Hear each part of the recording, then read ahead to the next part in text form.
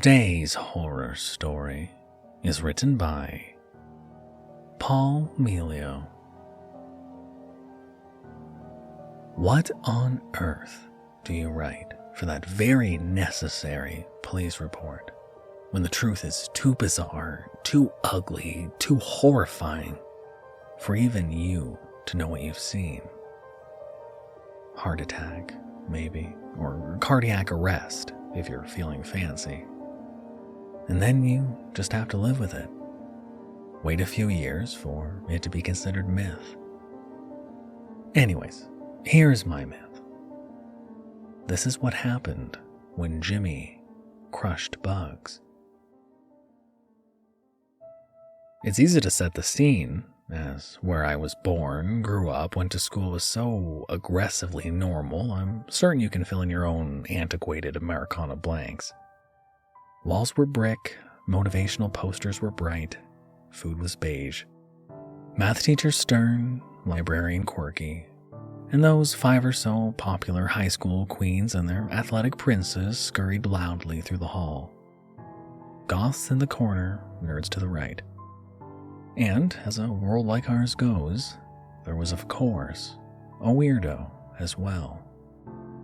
Ours was named Jaxie. Short for something not Jaxie, I would assume, but can't think of anyone who bothered to know.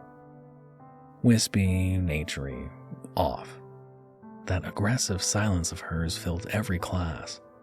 But at recess, the far corner was hers. Jaxie had her aunts, and as that bell rang, she went straight for their hills, where she'd hunch with frizzled hair and overalls right over the blacktop above her little colony. Noticeably skinny because, I shit you not, she'd parcel off bits of cafeteria food. The best food, mind you, to drizzle down on her little friends. I was never one for metaphors, but by God, she did look like a sickly dandelion wilting through the concrete. So I can't remember how the joke started. The chant, I mean. It's not that our jocks were incredibly cruel, if anything they were just guys. But their joke was that they were going to defeat the ants in war. Felt like an insider thing, some sort of Lord of the Rings meme as the ants were many and we were few. Anyway, the point is they would take turns pretending to die a few yards away from her, pretending to die in glorious battle with ants as they laugh and hold each other as they dramatically say their final avenging words. It was odd that it was Jimmy, of all people, that finally went through with it. Maybe it was just the end of the year and everyone was antsy. Maybe he just wanted one great big last laugh before summer started. Odd though, as he was always a gentle kid. Dumb, blonde, smiling at any given day, yet highly impressionable. I guess that's why. If all his friends jumped off a bridge, he'd do it with one last shit-eating grin. To battle, he laughed as he pranced towards the anthill. All those on recess immediately knew what would happen, immediately gathering around with cheers and giggles at his antics.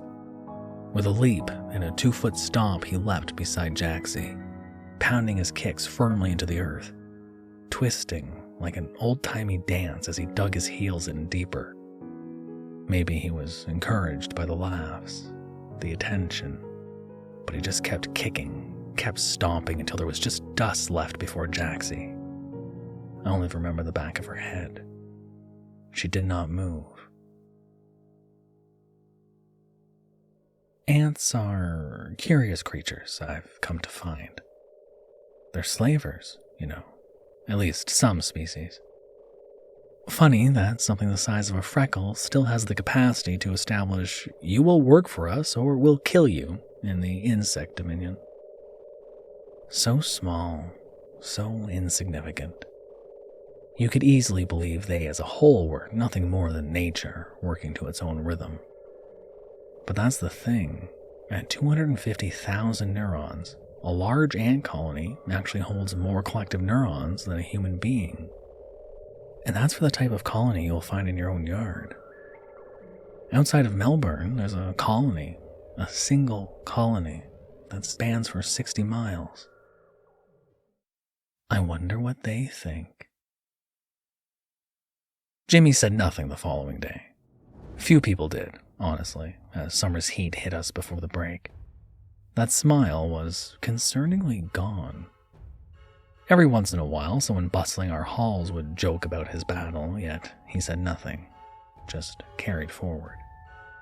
The days continued, break drew near, and by proxy that anticipation, yet that smile did not return.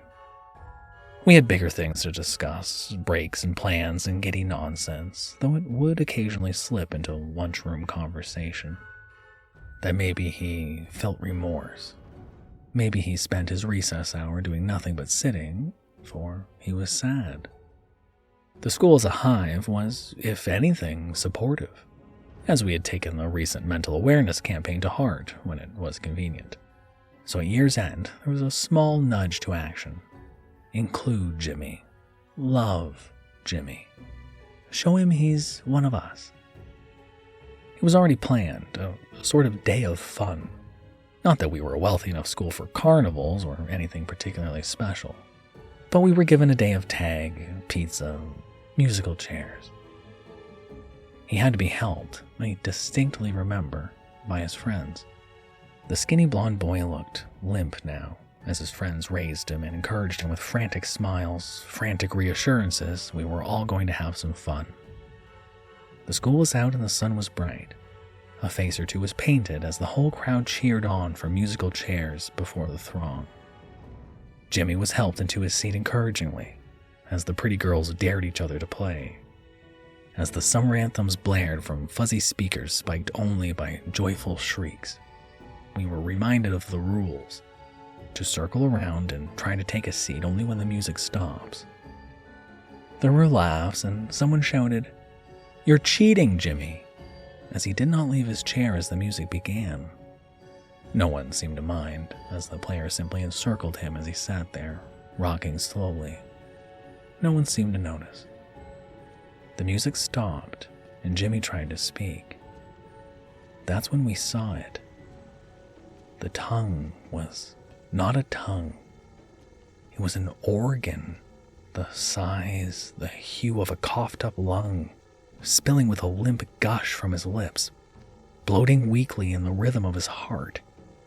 It bloated, then it burst. From its burst came a rain. The rain scuttled. Thousands of little black carapaces and 10,000 wriggly legs scuttling from the miasmic gooey antral. His eyes welled, his sternum welled, his fingers welled, and in perfect bloody succession, pop went the balloon, as nothing but black legs seeped in a dam-burst stream from those lifeless sockets and the bone-splayed crater of what should have been his chest. If thunder has ever been close to you, those were the screams. As bodies and limbs shoved and sprinted and fled home, fled away, fled any way they could. My body wouldn't move as it forced me to watch ants spill from the sockets of fingers like storm down a gutter, wriggling free. Run, my brain did tell me. So I did run. Ran with the rest, and what remained of the boy was left alone at the party. The meat to dry in that summer heat. Fumigators came, naturally. Tents around town like the grandest of carnivals. They're orange and yellow, you know.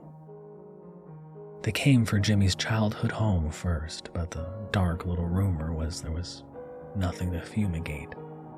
Neighbors watched that day, right before their streets were lined with screaming children, watched as a curious line of insects crawled away, all from Jimmy's room.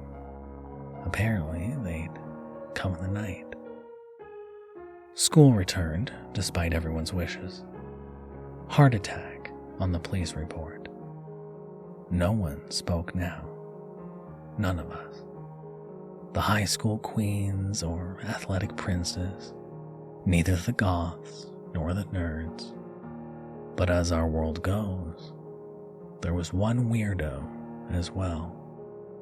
Jaxie had her aunts, and as the bell rang, she'd go straight for their hills. Their hills looked larger now.